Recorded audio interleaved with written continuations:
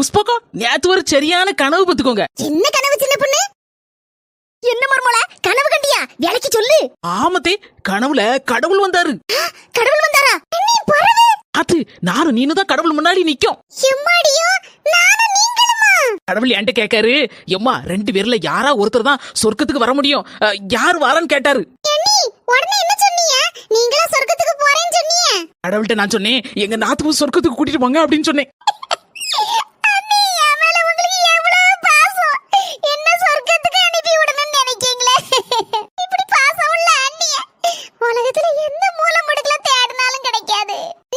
என்ன சொர்க்கத்துக்கு அனுப்பி வைக்கன்னு சொன்னதுக்கு காரணம் என்னன்னு தெரிஞ்சுக்கலாமா நீ? அது நீங்க இடத்த காலி பண்ணினாலே எனக்கு இங்க சொர்க்கம் தானே. அம்முக டும்முக அமால் டுமால்